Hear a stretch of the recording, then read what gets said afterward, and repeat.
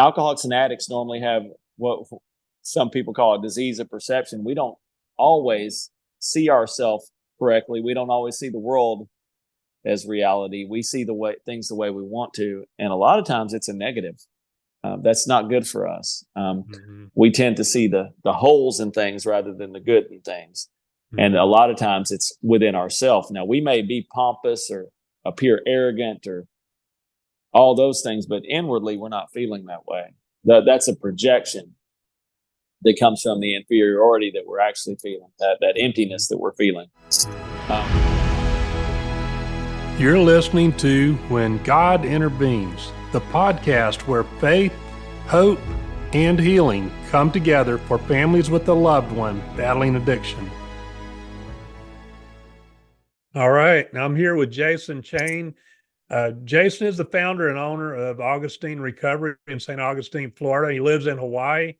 And I had the opportunity to meet Jason not too long ago, and we talked a good bit and got to know him pretty well. And I think he's going to have a lot of good things to talk to you parents about, in terms of giving you some tips. And we'll just start off, Jason, why don't you just introduce yourself and just tell us a little bit about your background and how you got started with Augustine Recovery.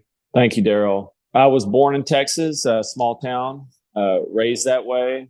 I ended up, through my own personal experience with drugs and alcohol. I was kind of I was a good kid, raised right, all the right things that, you could ask for a child. I was a straight A student. I excelled in sports. I worked really hard at things. I was raised with that hardcore work ethic and all those values, and really wanted to do something with my life.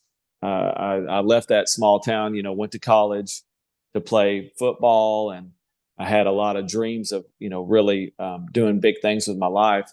And I also experienced a ton of trauma as a child. Growing up in a small town, there's a lot of things that get swept under the rug. And my experiences there, my childhood was not easy. I was a high achiever because I needed to be somebody, because on the inside, I didn't really feel like much. I always felt a little alien. I can remember I always used to look at the stars, and that's where I felt like I was really from. I was like, that's where I want to go home one day, and hopefully soon. But it was a painful upbringing, even though on the outside it looked really good. There was a lot of violence. There was a lot of yelling. There was a lot of trouble with money.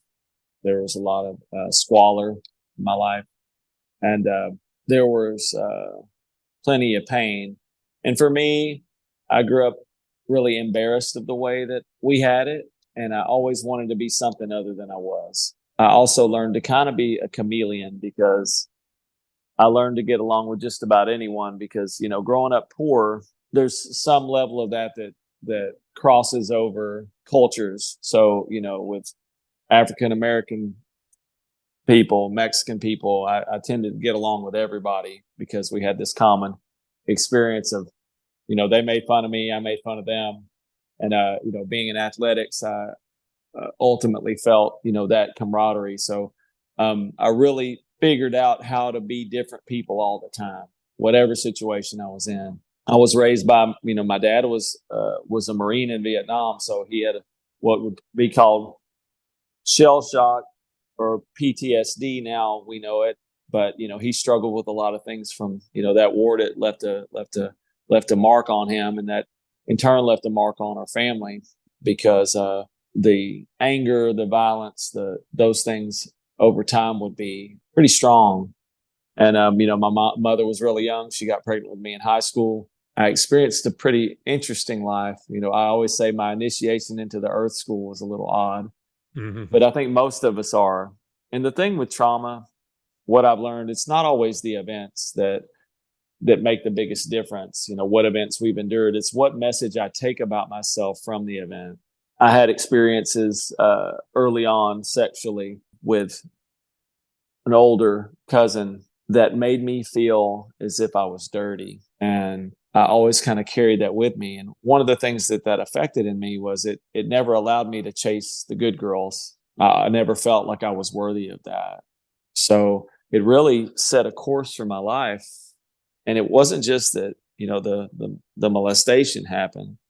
That's not a great event or great events that happen over time, but that it told me something about myself that I carried with me that changed the trajectory and course of my life. So in dealing with families and people that come to us for help, it's a rich story. And once you understand the story, once you get the whole thing, once you really get down to it, it explains all the behavior. Mm-hmm. It always does, because a lot of times, when I first started working in the field, I worked at a place in Texas, and I loved it. I knew I was home. As soon as I started working in treatment, I knew that the search for meaning, the search for what I was supposed to do, that was over. I was where I was supposed to be, and I've been there ever since. Mm-hmm. And because it's like I always wanted to reach people and knew that I had like a song to sing, but there was never an audience, Mm-hmm. and there was never an opportunity to get on stage, and that treatment provided that, and it was just such a natural thing. They talk about a flow state. I've always felt the flow state when I'm working with people that struggle with addiction and families as well. It's like the words just come. I don't have to reach for them. They're just there, and they're different every time. So I don't know what I'm going to say today. I don't know what I'm ever going to say. It just happens. My upbringing gave me unique perspective into how to deal with people that I come along with, because I always say I've been through every chamber of hell. And the good thing about that is when you're in that chamber, I know how to get you. I know how to get out of here. I have directions as to the way out. Mm-hmm. And that's a good thing to have. Yeah. You want somebody who's been through some pain. You want somebody who's experienced some of these hardships and to come out the other side to be the one working with your loved one, because there's a certain amount of trust and rapport that has to be built that just can't be built when you don't have it. Yeah. There, in my experience, people that come to treatment, they're not always there because they want to be. And a lot of times, when we're talking with families, the family's always worried, oh, have they hit their bottom? I don't know if this is going to be a waste of time. I don't know if they're ready.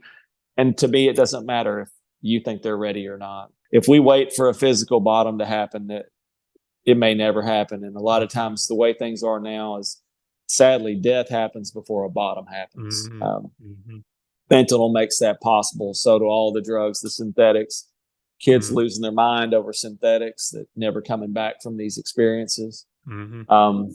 It's a very scary time. I did some math just because my dad was, a Marine in Vietnam, and I see that 58,000 Americans died in the entirety of the Vietnam War, and that's a lot of men and women.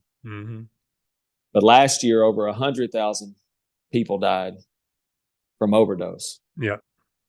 And that's not to even get into the complications that come from alcoholism, heart disease, hypertension, all these other things that are really linked to it. There's so many more. So to me, I would think as a parent, probably the scariest thing in 1969 would have been to think your loved one was going to go fight in that war. As a parent, you would be anxious. You'd be terrified. Oh my God, my son or my daughter's going over there to fight. I may never see him again. Parents today have I think 2,500 soldiers died last year, and we got 100,000 people overdosing. So you're at least 30 times more likely to lose your child to addiction than you are war right now. And that's a pretty sobering fact. So parents, whether they realize it or not, are extremely traumatized through just walking this journey with their loved one that's struggling with it. And there's a lot of love and compassion that goes out to anybody who this touches, because there's no easy way out of it. And a lot of times you're danged if you do and you're danged if you don't. You do the best you can, you tough love, and that doesn't seem to work. You give in and give them things, and that doesn't seem to work. It's not a logical illness at all. And if you apply logic to it, it's just more confusing, because they're never going to take the long, hard road. They're always going to take the easy, softer way that never amounts to freedom. So working in the field has afforded me an opportunity to really get into the guts of what's going on with people that struggle with addiction. everybody has a little bit different story. At this point, I'd be willing to think that I've at least worked with over 1,000 men and women. Wow. And their families. Mm-hmm. I've been doing it 16 years now, working in this field. Through those experiences, I've seen a lot of commonality, but I've also seen a lot of differences. And the thing is there's no one way to approach any single person, but there are some pretty universal truths that people are going to have to come to one day if they're going to find victory over this. And a lot of those are things that your grandpa and your grandma told you. It's going to be hard. Right. There's no shortcuts. Mm-hmm. And at some point, you may not have to want it in the beginning, but at some point, you're going to have to want it. Because I think people that are most successful in life are people that do it even when they don't feel like it. Yeah. They go to work when they don't feel like it. They work out when they don't feel like it. They eat well when they don't feel like it. When ice cream sounds better. If you really want to find mastery or success in this world, it comes down to pretty simple formulas. But how do you get somebody who's never taken that road to buy into that lifestyle and to actually take that ownership of their life? And that's really the goal. And that's why it's longer term. That's why you can't just flip a switch and somebody changes. Some people have religious conversions where they experience God in a very powerful way, and it changes the course of their life.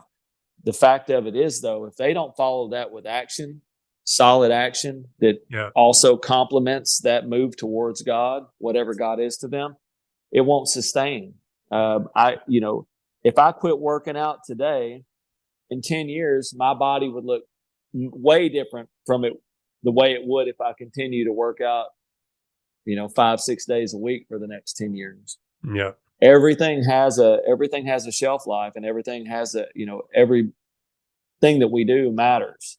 So getting people to really, first of all, it's about them feeling safe in your presence.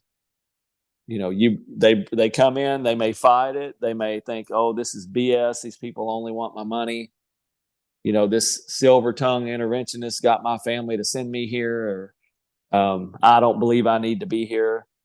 But if you've created a safe container for them and they start to see the eyes of the men, women that are around them that are actually getting better, it may begin to be attractive to them, and then they start to bond with the staff and their peers, and then all of a sudden it becomes what if it's possible?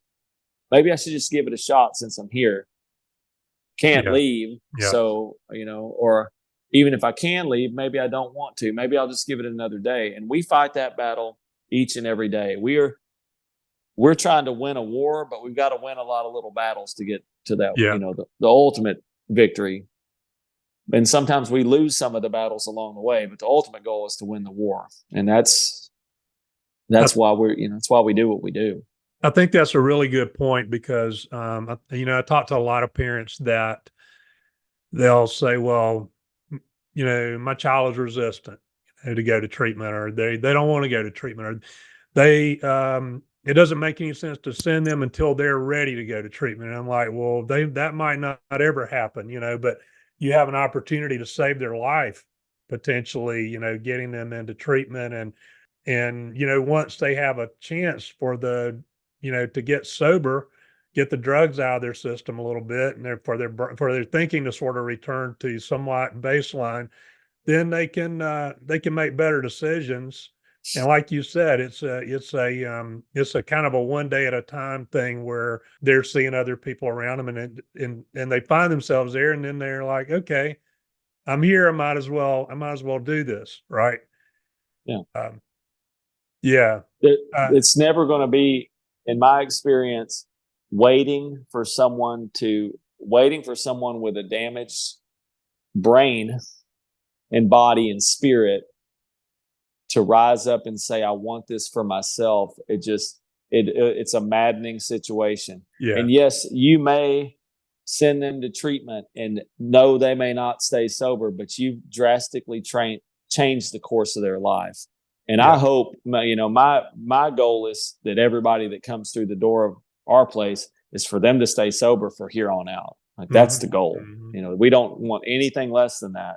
The only thing the only thing I'll settle for, if there's no other way around it, if they are not in that space where they're going to give it 100%, or they still have a reservation that maybe they can go smoke weed or do something like that, is I want their time with us to bring them as close to their last use as possible. So if they go out there and they hide, because they can hide it sometimes.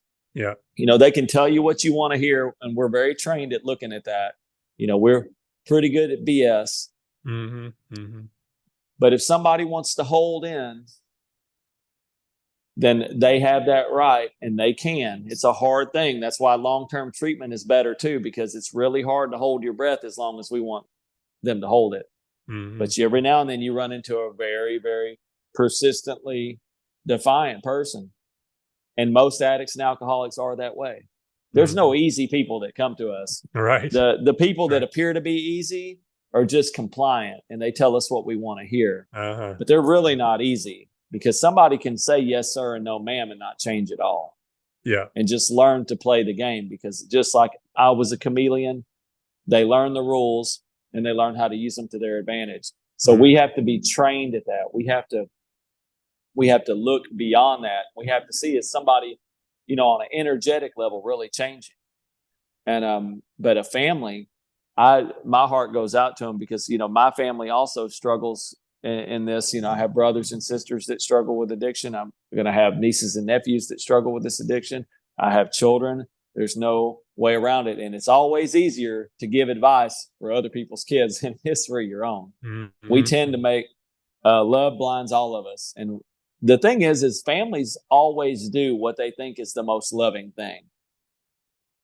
Even when it's tough love, they don't call it tough love because it's tough on them. It's tough on the giver. Yeah. And as hard as that is, you're trying to do it because you're trying to do the most loving thing. The problem with alcoholism and addiction, like I said earlier, is it makes fools of all of us. Because it tends to, whatever route we take doesn't tend to work. That's why giving somebody else an opportunity that's not in the immediate family, because no matter, it's funny all the time. We have family intensives where the family comes spend like 3 days with us. And I might do a group or something, or one of our employees will do a group, one of our team, and we'll talk about things. And then after the group, a good proud dad will come up and he'll say, I've been telling him this same shit for 10 years and he had never listened to it. And now you're saying it and he's buying what you're saying. I just don't get it. And the truth is that sometimes it does. They've heard it from you. They just shut you off. There's no way you're going to get in. And a fresh set of eyes, a fresh start with somebody else sometimes they might be able to hear it for the first time, and not only hear it, but put it into practice. The main deal with treatment, and I think a lot of times where a lot of treatment falls short, is this has to become second nature for somebody. You can't just show them what to do and then hope that they pick it up. You've got to put these actions into practice. And that practice has to be an everyday thing where we develop habits that actually carry with us when we leave. I want to teach somebody how to cook. I want to teach somebody how to live. I want to teach somebody self-actualization. My goal, if somebody sends their son to me, is I don't want their son to be dependent on them when they leave.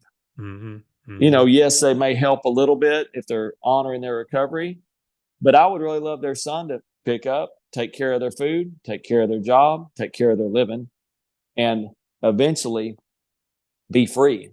And that's the goal, because I don't think any family really wants a dependent son at 30, 40 years old, but that's what we're running into. I mean, we have families all the time that have sons in their 40s and 50s that are coming to us that are completely and utterly still angry at mom and dad, blaming them for all the things in their life and still living off of them completely, but making them pay the price for it. And for them, it's reaching them. And, most of them all want freedom. They're like, I don't want my dad making these choices for me anymore. I'm like, you know what? I wouldn't either, but you're going to have to stay sober. That's Yep. step one for this. If you want to be free, let's put a plan together to get there. And what it takes is you're going to have to follow what we're lining out for you right now, because without that foundational block, you will always be beholden to them. Yeah. And they don't want it, and you don't want it. They might love you, but they don't want to raise you like you're 7 and 10 years old anymore. They would love to see you fly. They would love to see you spread your wings. And so ultimately, sobriety is the foundational block for it, but we're talking about much bigger things than that. We don't want people to just survive or exist. We want blossoming. We want something that, a life worth living.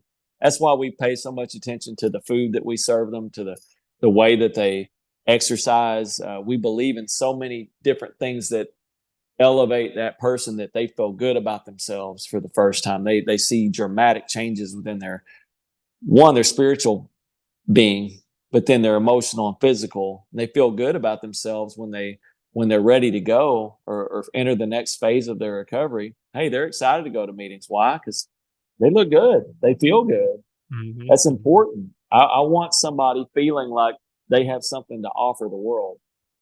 So it sounds like you're, aside from getting them sober, you're equipping them with life skills to be able to succeed in life, and you're giving them tools to work with, and building their self-esteem, building their confidence. Are those some of the things that you would say make Augustine Recovery unique or different, or there's some other things? What kind of things make your program a little bit different? And I know you mentioned sons. You mentioned sons a little bit earlier, so you don't work with the ladies right now. But so tell us a little bit more about some of the unique things about Augustine. Well, the place is going to be unique as your staff is. I mean, really, when it gets down to it, it's the people that are there, and that's always been the case. We've always been blessed with very unique, special people that have somehow ended up in this spider web of Augustine Recovery that are here.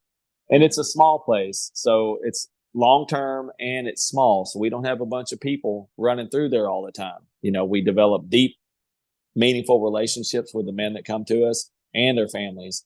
We look at things as if it's not just the client that's in our care that is the client, it's the entire family system, because we look at things more as like a nuclear unit. Like I see things like we're all connected. I don't think it's just an individual thing. And I don't think, from what I can see, if I really study the natural world, and I always have, I've always been fascinated by the natural world. And if I think about the family, let's say like a herd of gazelles are all together and the lions come to get the gazelles. And as long as the gazelles stay in the herd, they're pretty safe. But when the lions get off one by themselves, they tend to have their way with it. And that's a sad thing to watch. I always have to turn away from the TV. I don't like watching the end result of that. But really, when I think about addiction, it's like that. It separates us from the nuclear family, from the bigger piece, from people at large, from the goodness of the world.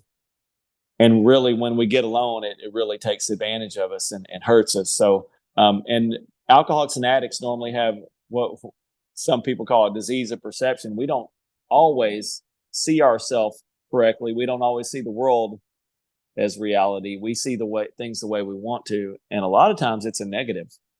That's not good for us. We tend to see the holes in things rather than the good in things.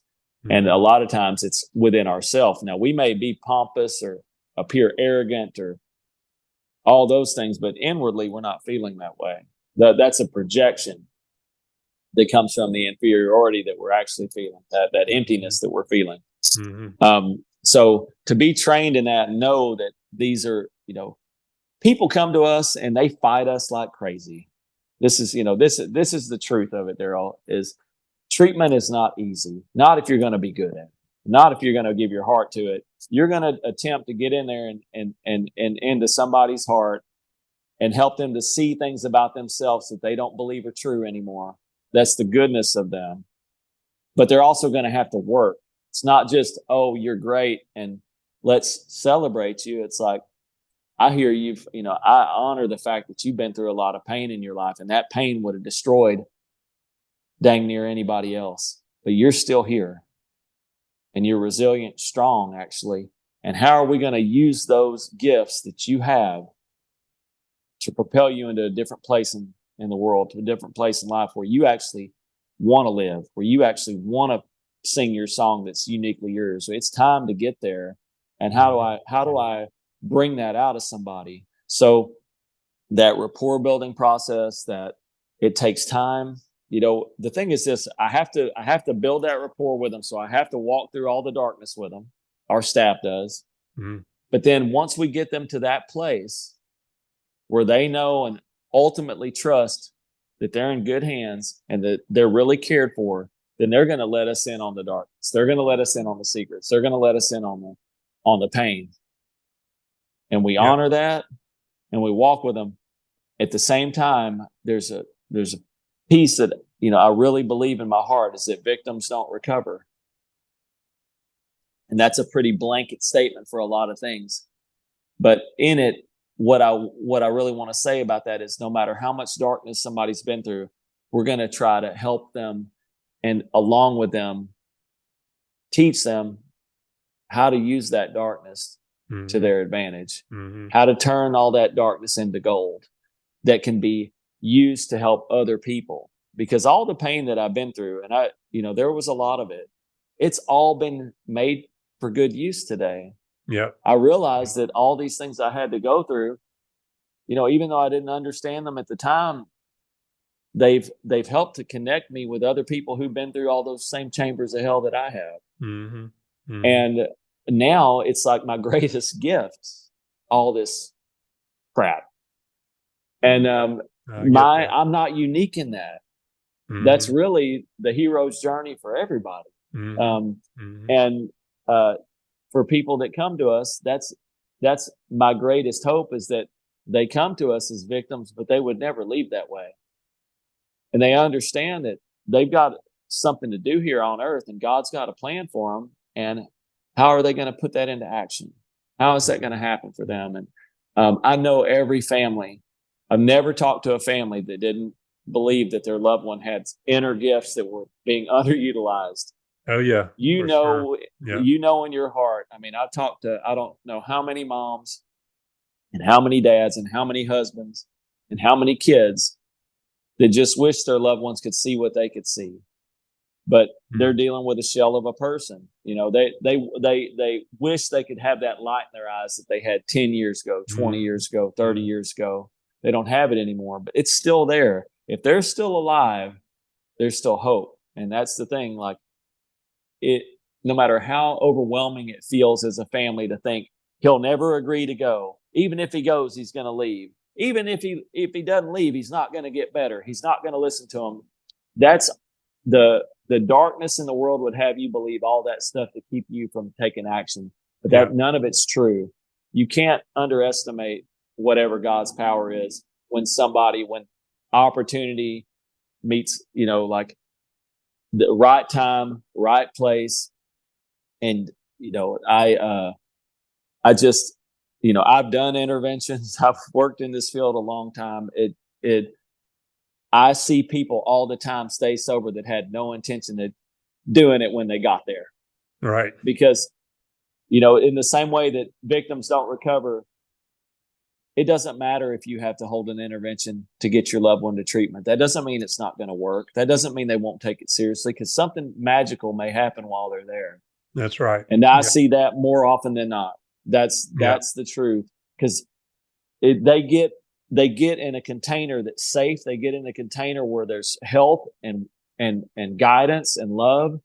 And then all of a sudden, when they're in that environment, the environment starts to shift the way their body, their mind, their spirit starts to interact with the world. And it starts to change them from the inside out. And that's why treatment's important. That's why sometimes it's tough for somebody to just, do all their day-to-day work and then try to stay sober at the same time. It's a tall task, stepping away from that situation and going to a place where everything permeates is healthy. It Yeah. really makes it Yeah. hard to fight it. They'll fight it. Don't get me wrong, but our Mm-hmm. goal is we don't give up, and we know how to hold our breath too. We know we know that it's going to take a while, and we don't plan on just trying to force somebody to change. It's going to happen naturally, but we just need enough time, enough energy, and enough things to go our way, and we just do the best we can to play that game of chess. It's not checkers, it's chess. Yeah. When it comes to alcoholism and addiction, this is not. That's why there's people that specialize in doing it, just like people that specialize in other things. It's just we have our unique experience with it.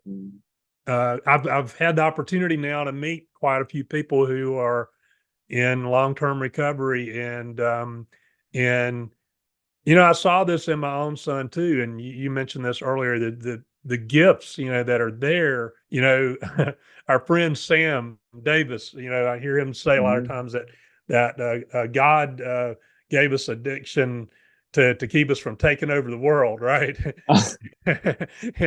and I think there's a lot of truth to that. I see so many, and every parent that you talk to, they will tell you all about the gifts, the amazing gifts that their child has, and if they can just overcome this one issue that they're dealing with, it would be the things that they could accomplish would be amazing. And so I just hate to see. I know sometimes parents get discouraged and they feel like giving up. You have any sort of parting words or any advice for parents or tips or anything else that kind of comes to mind that you could share with them? Well, I guess first and foremost, like, never give up, no matter how bleak it looks. As long as they're still here, there's a chance in it. And I know a lot of people who aren't here as a result of this. I know that many of us have a lot of personal experience with that, Daryl, you included. I know a lot of people have experienced tremendous loss through this disease. But there's always, and there's no reason to believe that that it can't work. And just having that attitude in it that they have a special song to sing, and they haven't sung it yet. There's a man in Austin that used to say something that always, it stuck with me. It was in my first year, and I heard him say this, and he said when he was 23 years old, he was really struggling with drugs and alcohol, and he tried to kill himself. He didn't see a way out. Well, it didn't work. And as he told this story, he had 35 years sober. He was in his 50s, late 50s, when he told me the story. And he said, had that attempt been successful, he said, it would have been a homicide rather than a suicide, because I would have killed a stranger. And it's always stuck with me, because we don't know who we are. We don't have any idea why we're here. We haven't figured it out yet. And the addiction is suicide on an installment plan. It's really all it is. And I don't know why I'm trying to kill myself. I don't know why I don't believe that I think I deserve to be on this world or that I have something to do, but I do. And as a family member, just because you love them and you can see all that doesn't mean that you don't have to hold your ground with them. And it doesn't mean that you don't have to call them to the carpet and say, now's the time, son, daughter, now's the time. We love you. And this is the most loving thing we can do for you, is put you in a position where other people that have struggled like you, that care, can maybe do the best they can with you. Because as it stands right now, we've done the best we can, and this is where we are. And please understand, this comes from a place of love.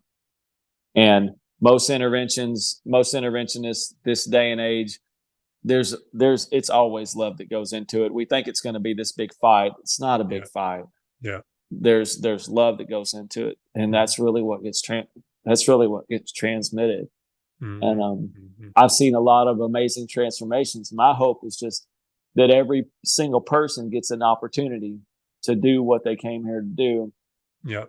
It doesn't have to have a short book for a life. It doesn't have to have just a few chapters. Gets to have more, gets to have that opportunity. Not everybody gets it, but I think, you know, I just, I have seen more amazing transformations happen. I mean, I've seen people leave treatment. You know, they walk down the street and the family holds their ground and doesn't pick them up, and then they come back to our place, and here they are 8 years later. They're still sober.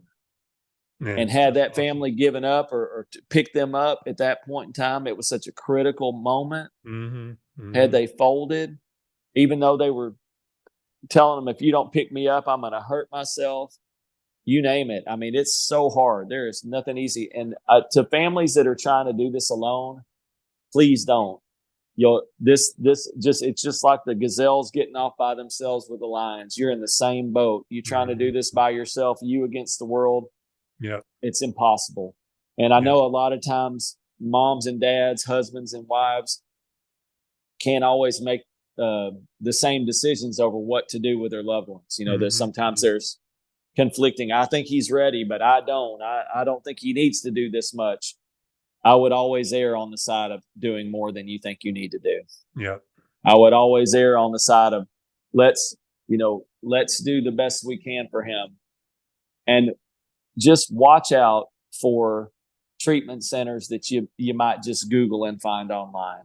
The best Right. places are not going to be the the top of where you find them. That's going to be a Right. call center that you're going to call in. There's a lot of, I don't want to say bait and switch, but there's just not.